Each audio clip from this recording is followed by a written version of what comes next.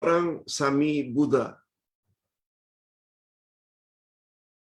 Dari pakaian kuningnya, non-Muslim. Ustaz tahu kalau pakaian macam itu beragama Buddha. Tapi dia memberi nasihat kepada orang Islam supaya jangan tinggalkan salat. Jangan tinggalkan salat yang wajib, kata Sami tersebut.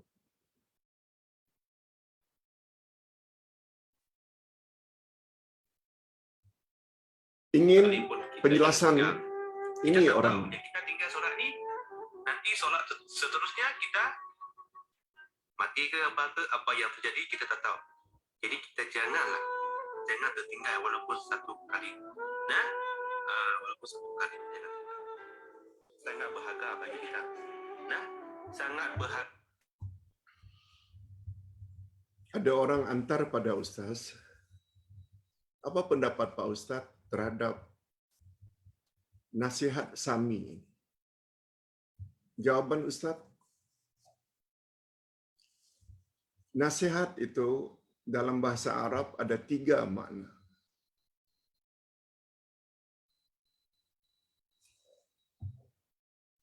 Makna pertama, menapis. Oleh sebab itu orang Arab bila menyebut nasahal asla, dia menapis madu. Madu yang diambil dari sarangnya banyak dengan sampah-sampah sarap. Lalu kita tapis untuk dijual atau diminum. Satu. Itu sebabnya orang apabila ingin menasihati orang lain, kata-katanya mesti ditapis. Jangan menyinggung hati orang yang dinasihati. Tapis. Cakapnya biar berhalus. Yang kedua, nasahat sauba. Dia menjahit atau menampal kain. Kalau dulu kain cop gajah, kain polekat, tidak berjahit dulunya. Dari India kalau tak salah. Lalu kita pun jahit dulu, baru boleh dipakai. Dengan kata lain, nasihat membawa makna menyempurnakan. Sesuatu yang tidak sempurna menjadi sempurna. Itu dia nasihat. Itu sebabnya jangan beri nasihat sesuatu yang tak berguna.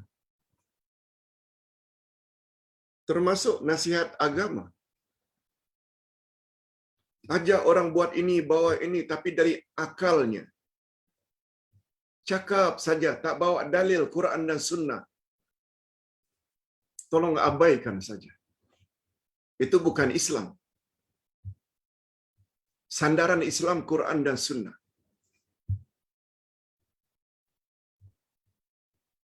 Malah kalau ditanya dalil pula marah. Yang ketiga, nasihat dengan makna ikhlas.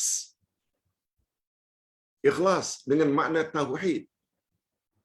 Itu sebabnya ada istilah tobat nasuha. Tobat yang ikhlas. Semata-mata lillah. Nah, bila kita faham makna ikhlas, betul, nampaknya dia bercakap dengan lemah lembut. Bagus. Apa yang dia nasihati sesuatu yang berguna supaya umat Islam jangan sampai meninggalkan salat fardu.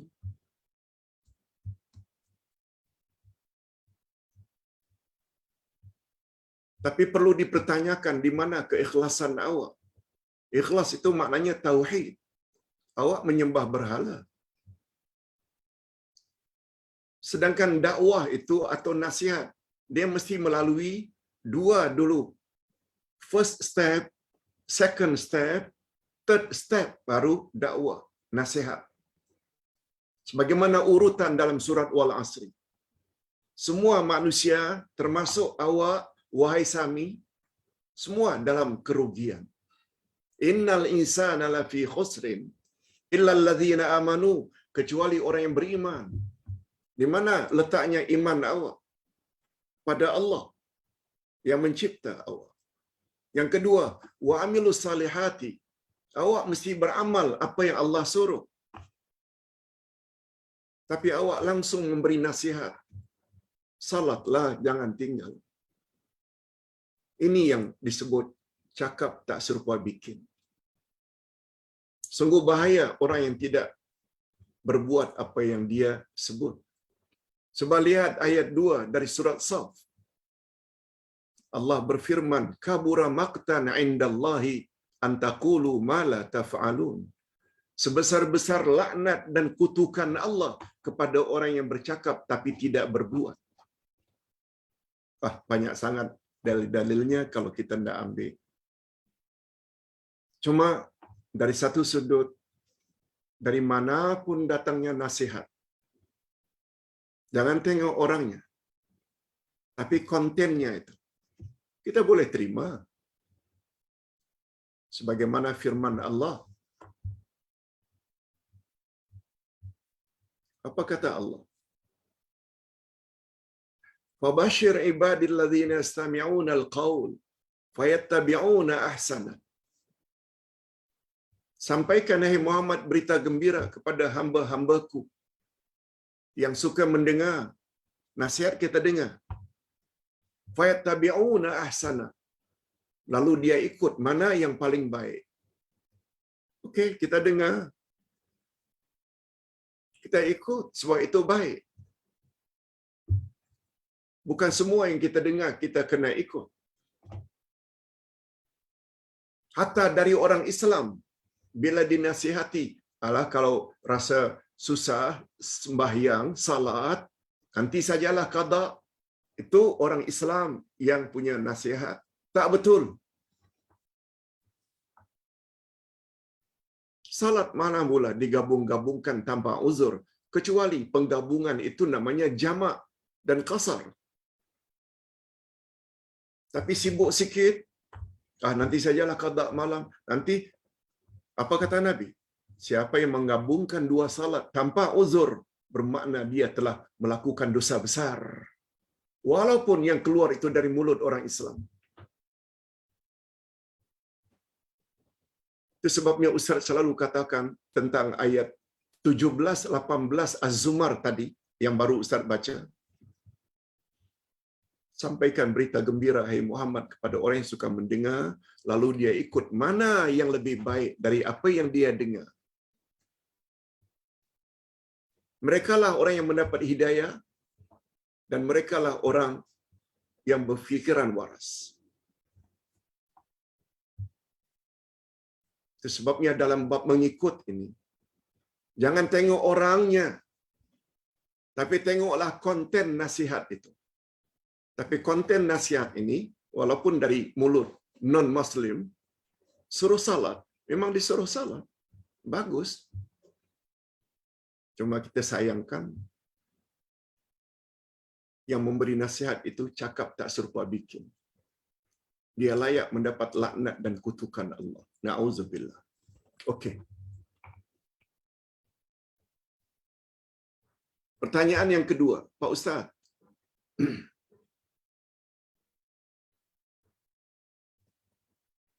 Saya dapat soalan dari teman saya yang beragama Kristian.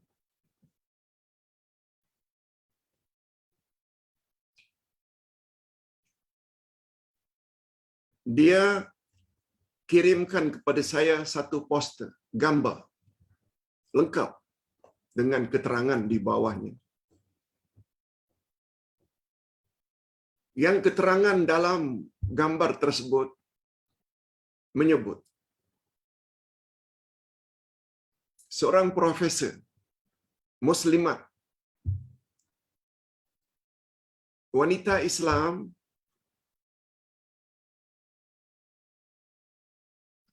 begitu tinggi pendidikannya, memiliki profesor. Dia berkata, Muslim lelaki boleh merogol wanita non-Muslim untuk mengajak dia memeluk Islam. Dia kirim poster itu kepada saya. Kata-kata seorang profesor Muslimah disebut lagi lulusan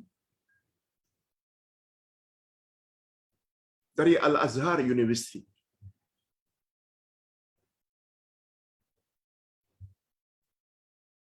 Ini diterbitkan di Washington pada 19 Januari.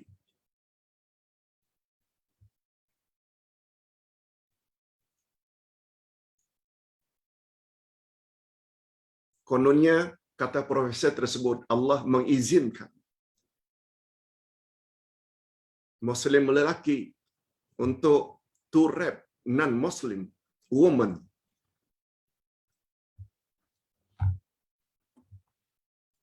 Penjelasan Ustaz. Pertama sekali kita mesti tahu, ini perkhabaran. Dalam kaedah ilmu balaghah atau retorika bahasa Arab. Samalah bila kita dapat WhatsApp, Telegram, SMS. Itu namanya perkhabaran yang datang. Definisi al-khabaru yahtamilu sidqi wal kidh. Mana-mana saja perkhabaran, ada kemungkinan benar, ada kemungkinan dusta. Oleh sebab itu, apa yang beredar di media sosial, jangan langsung percaya. Apalagi dengan menyebut seorang profesor. Kalau ingin tahu ini orang,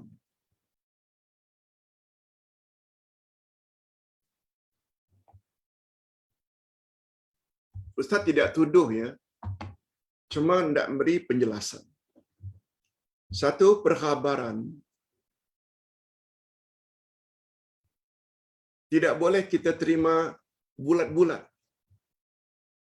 Sebab definisi perkhabaran ada kemungkinan benar, ada kemungkinan salah. Lain halnya perkhabaran yang datang dari Allah, namanya Al-Quran. Sudah dijamin tidak boleh dipalsukan. Lain perkhabaran datang dari Nabi Muhammad sallallahu alaihi wasallam secara sahih. Sanadnya, sebab Nabi maksum, itu lain. Perkhabaran dari manusia kepada manusia ada dua kemungkinan. Okey. Taruhlah benar. Profesor ini cakap. Lulusan Al-Azhar lagi dikatakan.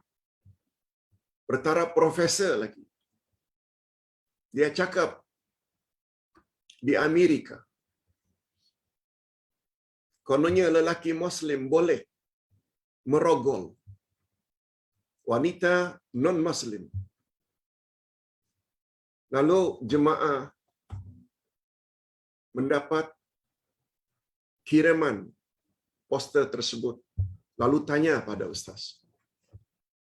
Pertama, Ustaz bahas bab perkhabaran. Mungkin benar, mungkin tidak. Andai kata benar pun. Andai kata benar pun. Kita mesti kaji. Betul ke?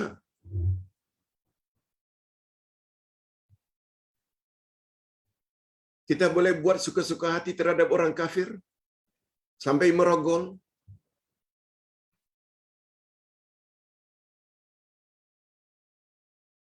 Jangankan rogol membawa makna paksaan.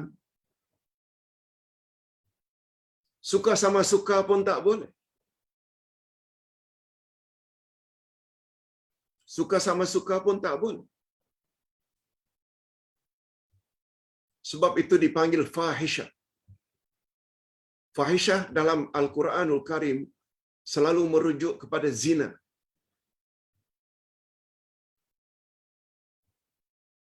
Allah Subhanahu wa taala melarang sangat berzina. Dia adalah salah satu dosa besar.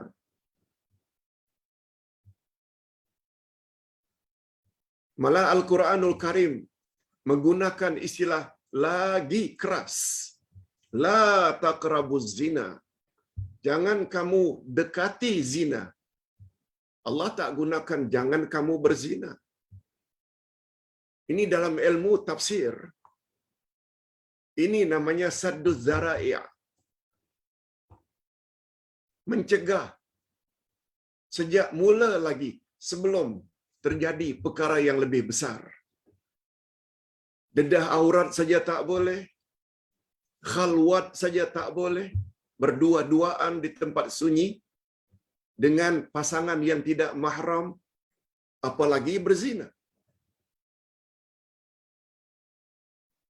Bunyi larangan zina itu bukan jangan kamu berzina, tapi jangan kamu dekati zina. Maknanya segala pekerjaan yang boleh mendekati zina tak boleh. Dating, dedah aurat, khalwat, itu semuanya bukan zina tapi mendekati zina. Apa sebab?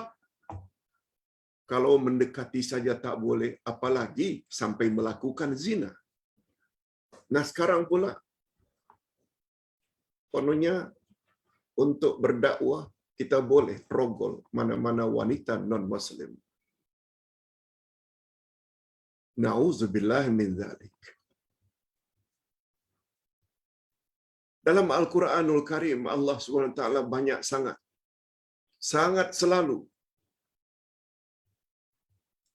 menyebut tentang berdakwah. La ikraha fid din. Tidak ada paksaan terhadap agama. Jangan paksa orang masuk Islam. Apalagi ajak dia Islam dengan buat perkara tak senonoh. Kita baru bercakap tadi dalam bab dakwah.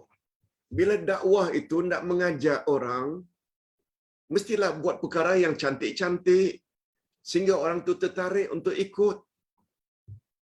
Ini awal-awal lagi dakwah dengan zina.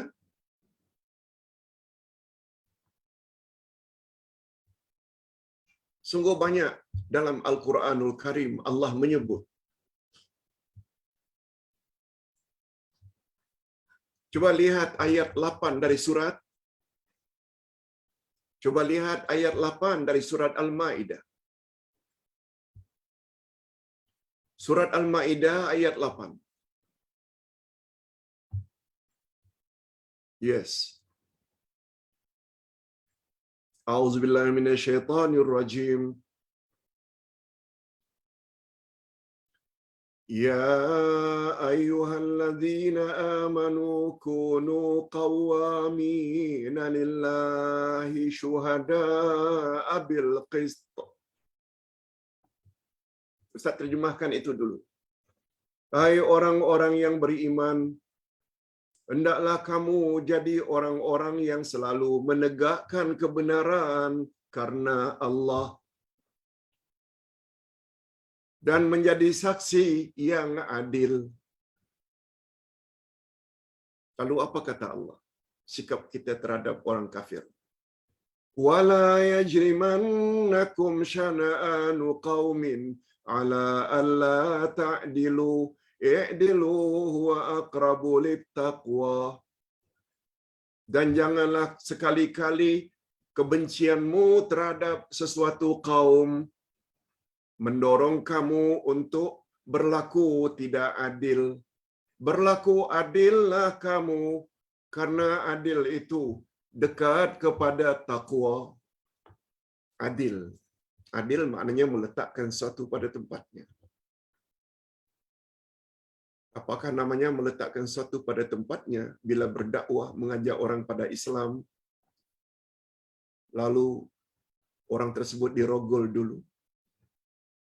Adil ke zalim? Itu sebabnya, kalau Ustaz boleh cerita sedikit, ketika Ustaz dulu berada di Belanda, ketika cuti musim panas dari Madinah, sama vakansi cuti musim panas, pergi ke Belanda, jumpa banyak kawan-kawan non-Muslim, terutama yang namanya De Gaulle yang berasal dari Perancis. Dia tahu kita belajar di Islamic University Madinah, dia tanya. Sebab dia berminat dengan Islam. Cuma yang memeningkan kepalanya sehingga membuat keberatan terhadap sikap orang Islam itu sendiri. Sehingga image Islam itu jadi rosak di mata non-Muslim. Lalu Ustaz nasihatkan kawan Ustaz De Gaulle. De Gaulle, kalau awak benar-benar ingin memeluk Islam, jangan tengok sikap Muslim. Muslim lain, Islam lain. Begitu sebiji Ustaz cakap. Orang Islam tak semestinya menggambarkan ajaran Islam yang sebenar.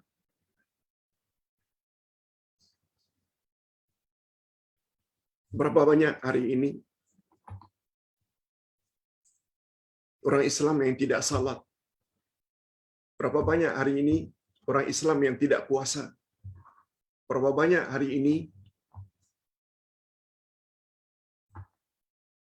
orang Islam yang korupsi, rasuah?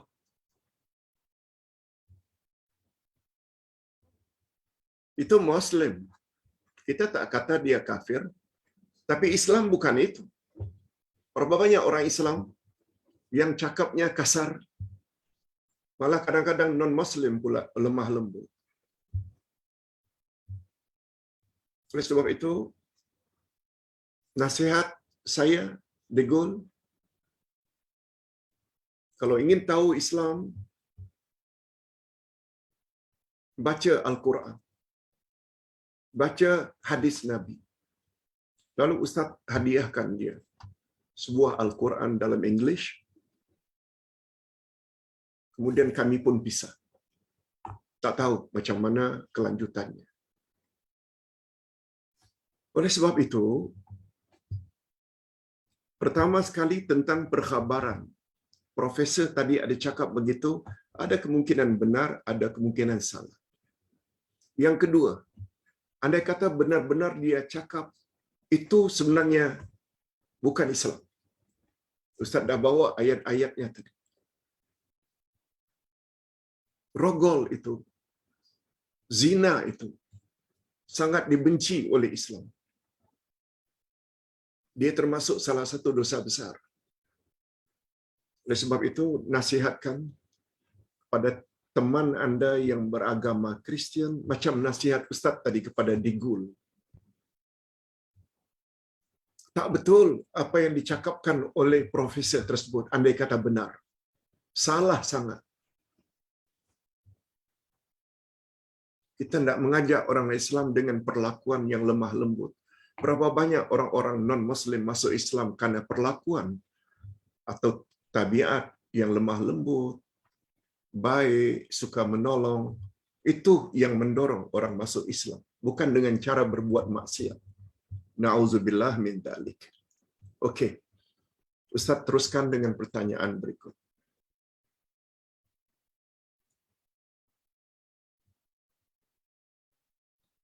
Pak Ustaz, setelah mendengar ceramah Pak Ustaz dan jawaban Ustaz semalam tentang qarin, rupanya setiap manusia ini ada syaitan pengiring.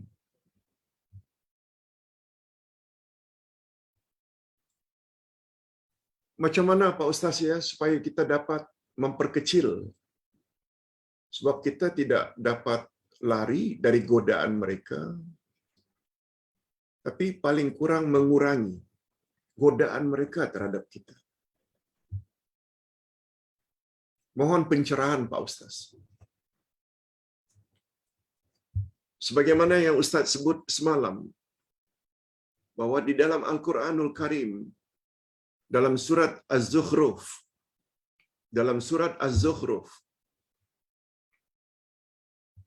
Allah Subhanahu wa taala berfirman,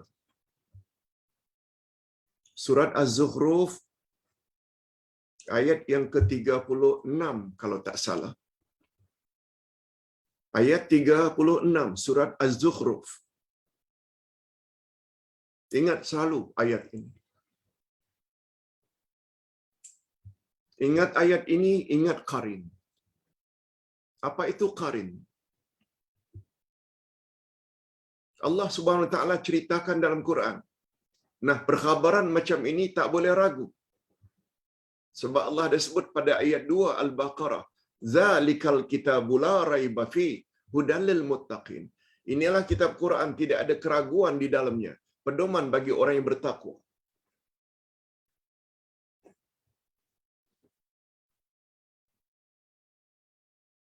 Di dalam surat Al-Hujur ayat 9 Allah menyebut, Inna nahnu nazzalna dzikra wa inna lahu lahafizun.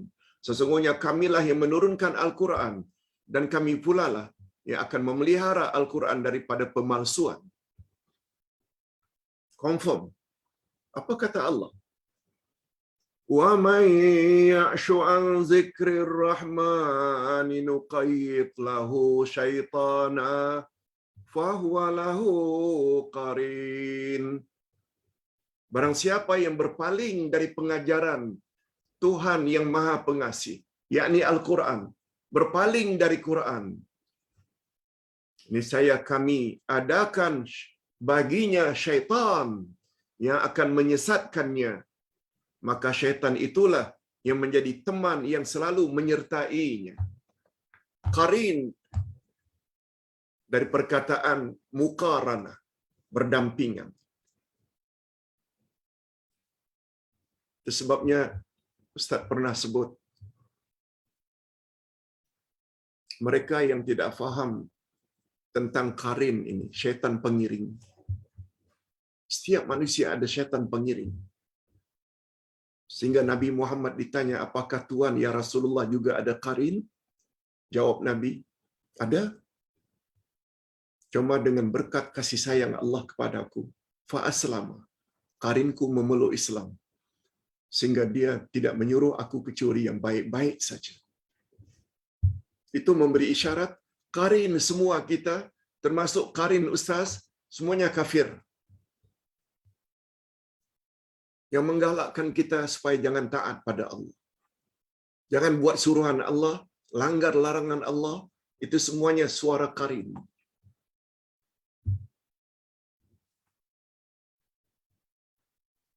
Hadirin dan hadirat serta para pemirsa yang saya hormati.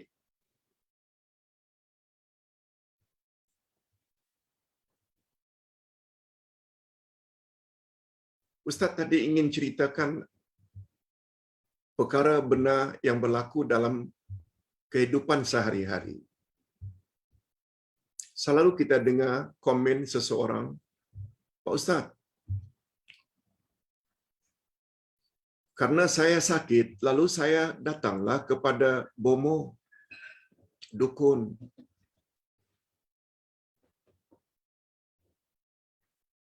Padahal dukun bomo yang saya datangi itu jauh dari tempat saya tinggal.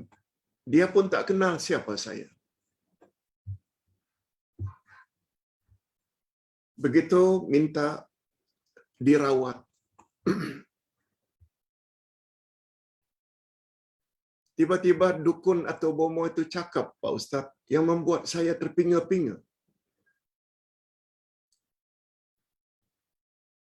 Awak tinggal di Sungai Besi kan?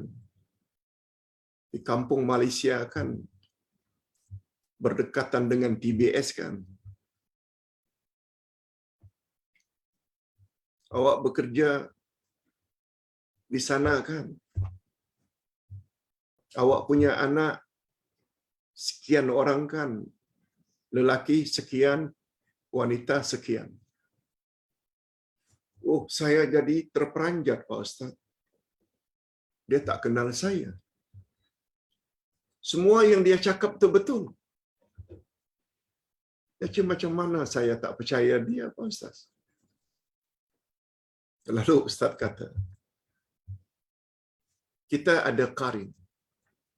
Syaitan pengirim. Begitu kita datangi bomo,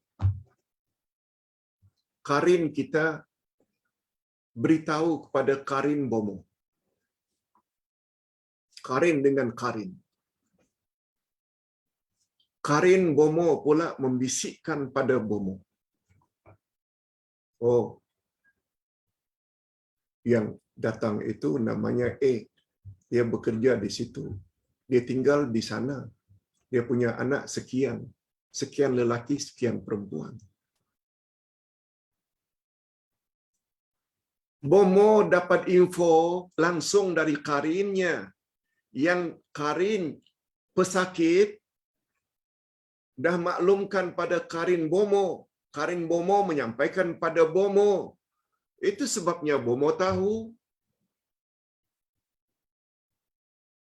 Nah, kita yang jahil ini, oh, hebat sungguh bomo itu. Lalu kita pun war-warkan. Kamu lain kali kalau ada masalah, datang tahu pada bomo itu. Kita pula menjadi penyebar berita kehebatan bomo itu. Na'udzubillah. Umat Islam sampai berkeyakinan demikian karena tak belajar akidah, tak belajar tafsir Quran. Inilah akibat daripada Islam keturunan, Islam taklid buta, Islam ikut-ikutan. Coba dengar apa Quran kata. Nah, kalau Allah dah kata siapa yang berpaling dari Al-Quran, niscaya Allah beri power kepada qarinnya untuk kontrol dia. Oleh sebab itu cara yang paling baik supaya jangan qarin menguasai kita, dekatkan diri dengan Quran. Banyak baca Quran. Kata Nabi, la taj'alu buyutakum qubura innal baita tuqra'u fihi suratul Baqarah la yadkhuluhu syaitan. Qarin itu syaitan. Apa kata Nabi? Jangan kamu jadikan rumahmu seperti kuburan, sunyi senyap. Rumah yang dibacakan surat Al-Baqarah, syaitan tak boleh masuk. Kata para ulama, karena Al-Baqarah itu surahnya panjang, sampai 200 ayat lebih, usahakan setiap 3 hari khatam. Setiap 3 hari khatam. Kalau penat, bunyikan CD atau kaset. Baca surat Al-Baqarah. Syaitan tak boleh masuk. Itu di antaranya cara untuk mengatasi. Belajar akidah. Ini belum lagi kalau kita baca ayat Al-Quranul Karim dari surat An-Nahl. Lihat, semua dalam Quran disebut oleh Allah. Surat An-Nahl ayat 99 dan ayat yang ke-100. Sila lihat ayat 99 dari surat An-Nahl.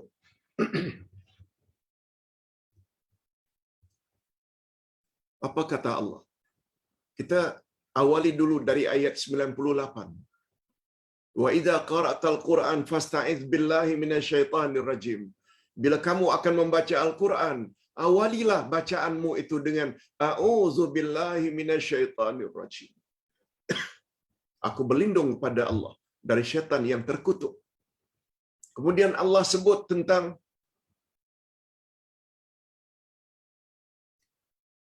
siapa itu syaitan. Siapa yang boleh digoda oleh syaitan? Ayat 99. Maaf, ayat 99 betul. innahu laisa lahu sultanun 'alal ladzina amanu wa 'ala rabbihim yatawakkalun. Sesungguhnya syaitan itu tidak ada kuasanya terhadap orang-orang yang beriman dan orang-orang yang bertawakal kepada Tuhannya.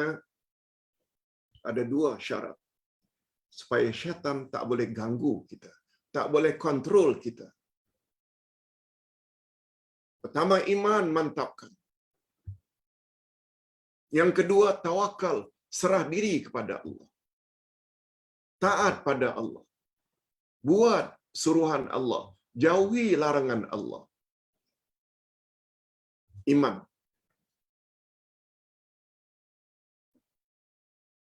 Sebab kata Imam Ibnul Qayyim ketika menjelaskan falsafah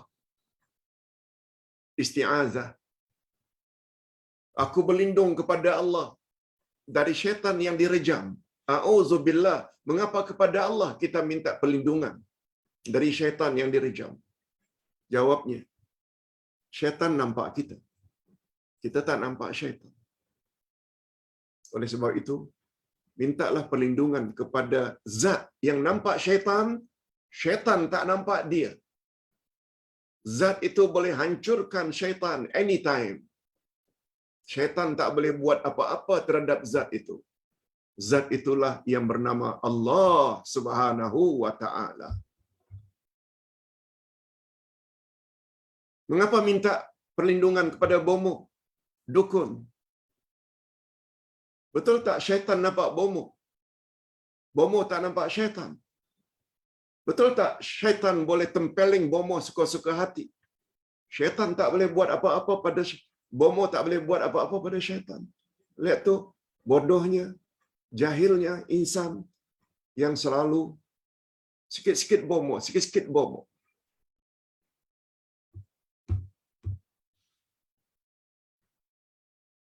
Kemudian pada ayat 100 Allah sebut, siapa orang yang dapat dikontrol oleh syaitan? Innama sultanuhu 'alal ladzina yatawallawna walladzina hum bihi musyrikun. Sesungguhnya kekuasaan syaitan itu hanya ke atas orang-orang yang menjadikannya sebagai pemimpin. Dia dengar cakap syaitan. Itu maknanya dia jadikan syaitan itu, dia jadikan karinnya sebagai dia punya leader. Apa saja bisikan syaitan, ikut, ikut. Itu maknanya dia telah jadikan syaitan sebagai dia punya pemimpin dan orang-orang yang mensyirikkan Allah. Percaya cakap bomo itu syirik. Namanya syirkus sifat. Mengetahui perkara ghaib itu sifat Allah, kita bagi pada bomo, ini namanya syirik sifat. Dan syirik sifat salah satu daripada 8 jenis sifat syarat syirik, syirik besar. Syirkul akbar. Lihat tu, Quran mengajar kita sesuatu yang pasti. Jadi terhadap yang bertanya, kalau tidak mau dikuasai oleh syaitan, pertama sekali mantapkan iman. Kita dah belajar dah akidah. Dalam buku Ustaz Akidah Ahlussunnah wal Jamaah jilid 1, sila rujuk iman pada malaikat. Ketika membahas iman pada malaikat, Ustaz selitkan juga kita mesti percaya jin itu ada. Jin terbagi dua, ada jin Islam, ada jin kafir. Banyak penjelasan-penjelasan. Baik. Pertanyaan yang terakhir. Oh, maaf, ada 2 lagi pertanyaan. Pak Ustaz. Allahu Akbar.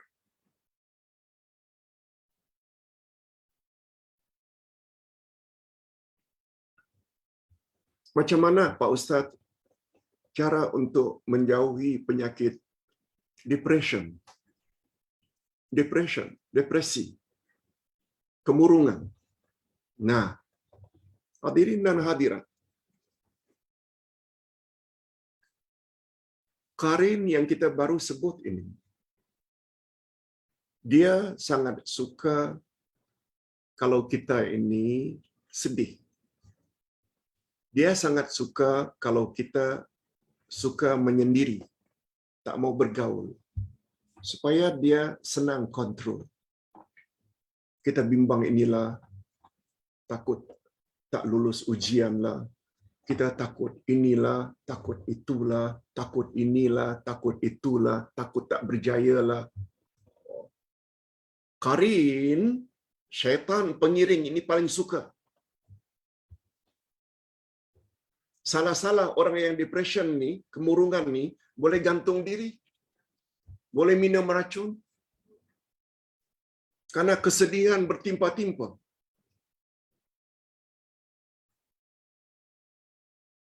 Padahal Allah Subhanahu wa taala suruh kita ni bergembira.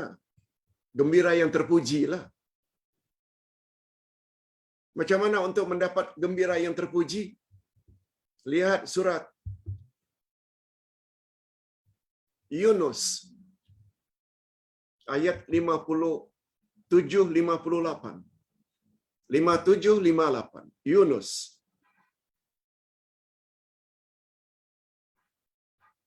Allah Subhanahu wa taala berfirman,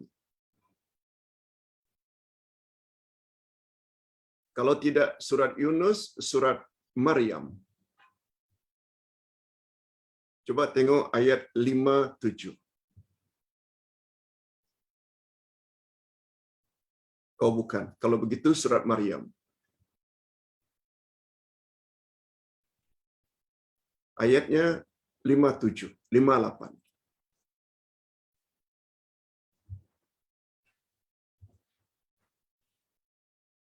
Oh.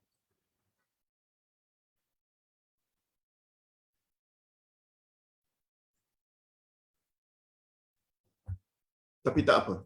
Ustaz ingat ayatnya. Nanti Ustaz akan beritahu bila teringat.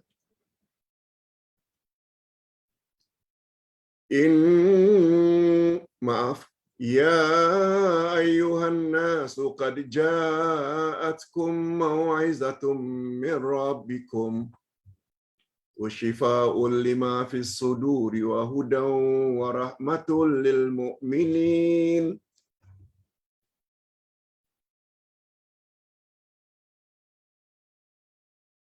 Hei sekalian manusia, sesungguhnya telah datang kepadamu nasihat dari Tuhanmu.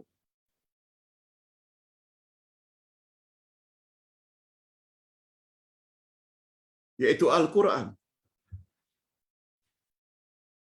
Wa shifaa'un lima fis sudur.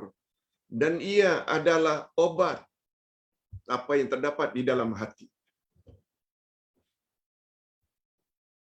Quran itu obat. Wa hudan wa rahmatun. Dia juga adalah pedoman, petunjuk. Wa rahmatun, rahmat bagi orang-orang yang beriman. Okey Ustaz, kalau itu kami tahulah. Quran itu nasihat. Itu sebabnya bila kita bercakap agama, kita bawa ayat Quran, itulah nasihat yang betul. Bukan hanya cakap saja tanpa membawa dalil. Sekalian manusia, telah datang kepadamu nasihat dari Tuhanmu yaitu Al-Quran. Betul tak di antara makna nasihat sesuatu yang boleh membawa kegunaan, yang berfaedah, membawa kita kepada keikhlasan, kepada tauhid. Dia adalah obat apa yang terdapat di dalam hati, termasuk hati kita yang gundah, hati yang resah, tension, depression, kemurungan, Quran adalah obat. Bukan hanya itu, pedoman dan rahmat bagi orang yang beriman. Itu sebabnya melawan syaitan yang paling utama adalah iman. Lalu apa kata Allah pada Nabi? Qul bifadlillahi wa birahmatih fabidzalika falyafrahu. Katakan hai Muhammad kepada umatmu, dengan adanya Al-Quran dan menghayati Al-Quran, memahami Al-Quran, lalu jadikan dia sebagai pedoman hidup, falyafrahu, hendaklah mereka happy, hendaklah mereka gembira. Lalu apa kata Allah pada penghujung ayat? Huwa khairum mimma yajma'un. Ia lebih baik dari apa yang mereka himpunkan. Maknanya Al-Quran dan dijadikan Quran itu sebagai pedoman dalam hidup, itu adalah lebih baik dari apa yang mereka kumpulkan. Apa yang biasa kita kumpulkan? Harta, anak, cucu, kereta, rumah, isteri. Bagi yang berpoligami, pangkat. Rupanya dengan memiliki Al-Quran, memahami kandungannya dan jadikan sebagai panduan hidup, khairon, better daripada apa yang mereka himpunkan. Kalau ditanya mengapa Pak Ustaz? Orang yang kaya raya, punya pasangan hidup, punya anak cucu, punya kereta, berpuluh-puluh, punya rumah yang besar, punya kebun yang luas. Betul tak bila dia mati semuanya ditinggalkan? Sedangkan Al-Quran yang jadi pegangannya, itu yang dia akan bawa dalam kubur. Quran yang akan protect dia. Quran akan defend dia ketika menjawab soalan mukar wa nakir. Quran akan memberi syafaat dia nanti di akhirat dengan izin Allah. Disebut oleh Nabi. Dan ada riwayat mengatakan, ada kata orang yang menjadikan Quran sebagai pedoman ini, cuma dia ada beberapa maksiat. Andai kata dia masuk neraka, Quran akan minta, ya Allah, tolong masukkan dia ke dalam syurga. Dan Allah kabulkan. Ini dia Quran. Sebab itu bila kita kemurungan, lalu kita ikut kemurungan, maknanya kita sedang ikut qarin, syaitan pengiring, yang akan menyesatkan dan mencelakakan kita. Jangan dengar was-was syaitan. Dengar cakap Allah, dengar cakap Rasul. Kita akan jadi happy. Kita akan gembira. Dengan kata lain, kita mesti punya positive thinking. Jangan berburuk sangka pada Allah. Berbaik sangkalah kepada Allah senantiasa. Sebab segala ketetapan Allah itu adalah baik belaka. Sebagaimana sabda Nabi dalam hadis qudsi, Allah berfirman, "Ana 'inda zanni 'abdi bi." Aku akan memperlakukan manusia sesuai dengan sangkaannya terhadapku. Kalau punya sangkaan baik terhadap Allah, baiklah jadinya. Tapi bila sangka buruk terhadap Allah, akan buruk padanya. Sebabnya ingat selalu kata-kata orang, you are what you think. You are what you think. Awak akan mendapat apa yang awak fikirkan. Jangan buruk sangka terhadap Allah. Nah, ini yang terakhir. Hadirin dan hadirat rahimakumullah.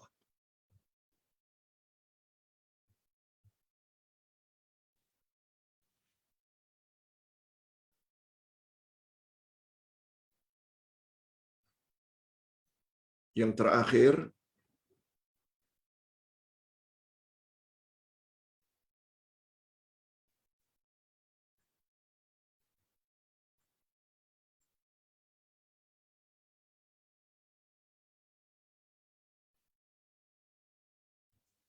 betul, tadi Ustaz salah tengok agaknya. Surat Yunus, betul sebenarnya. Ayat 57 dan 58. Bukan Maryam ya. Surat Yunus. Hadirin dan hadirat, adapun pertanyaan yang terakhir, Pak Ustaz, masa saya bekerja di Brunei dulu, bila bulan puasa, Malaysia mula sehari awal dari Brunei. Orang ini bekerja di Brunei. Puasa di Brunei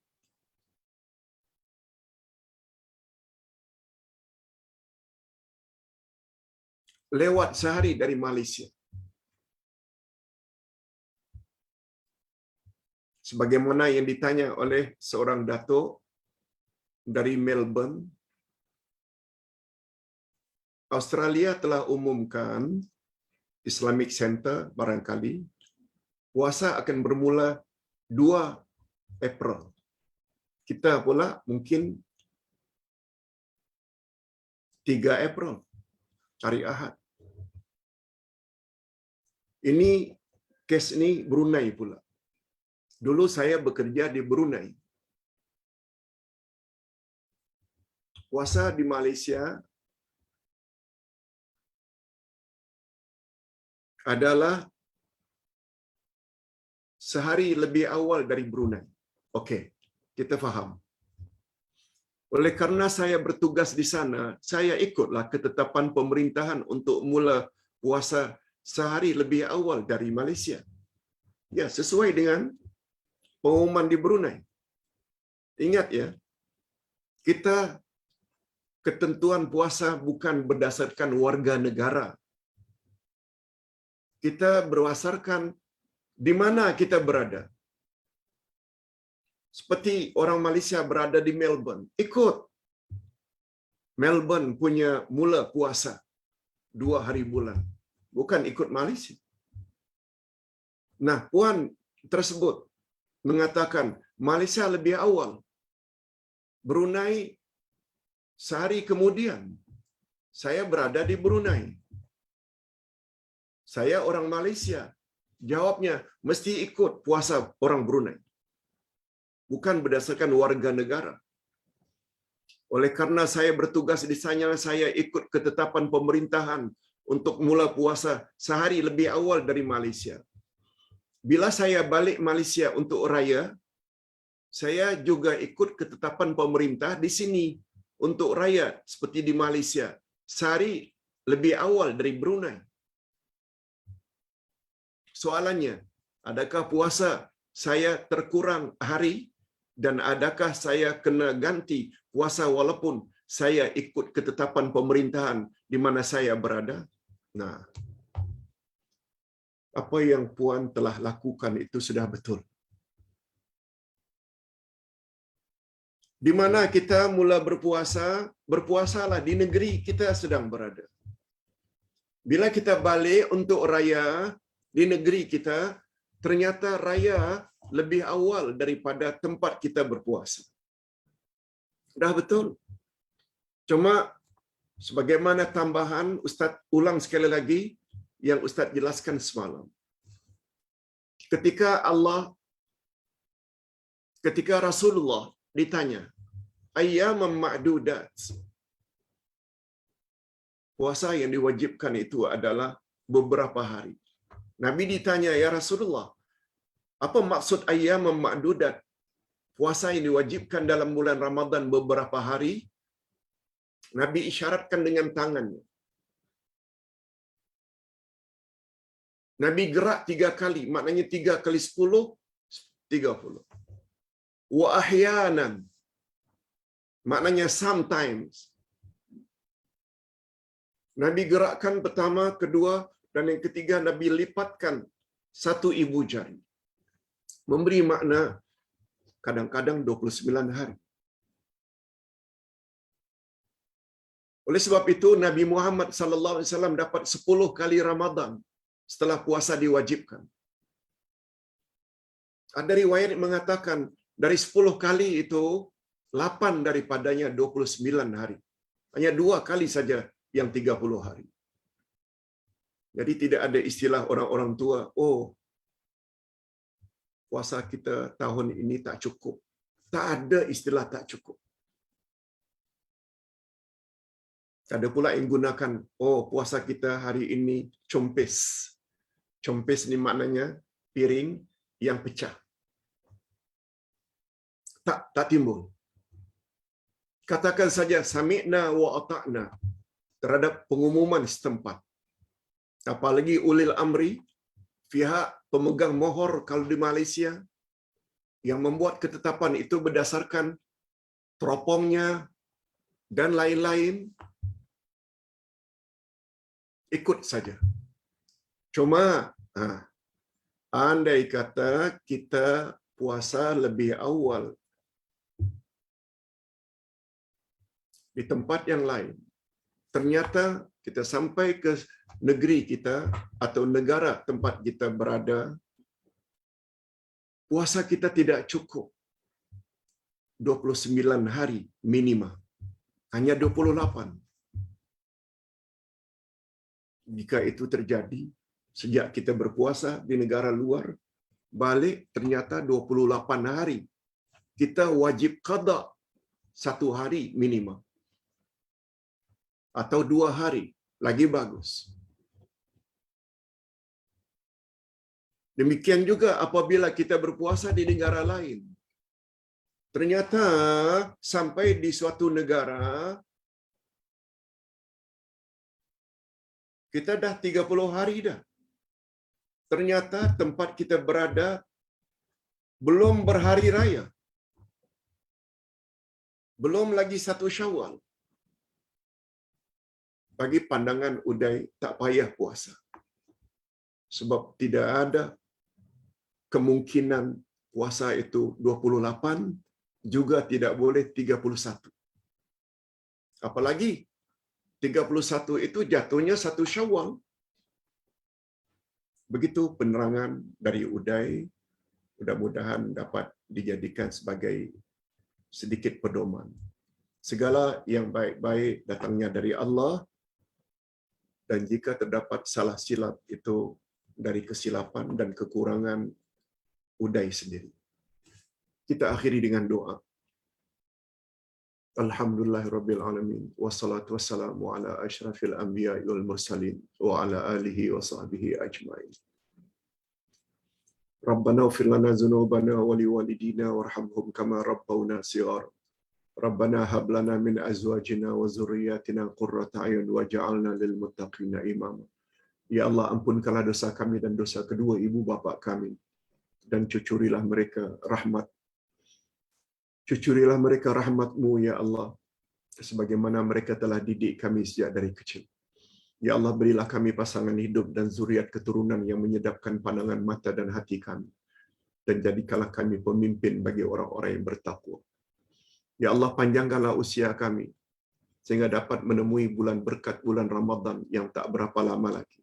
Berilah kami kesehatan sehingga dapat melakukan amal ibadat dengan sesempurna mungkin, sehingga kami layak mendapat ganjaran-ganjaran yang Engkau janjikan sebagaimana tertera di dalam Al-Quran dan sunnah Nabi-Mu.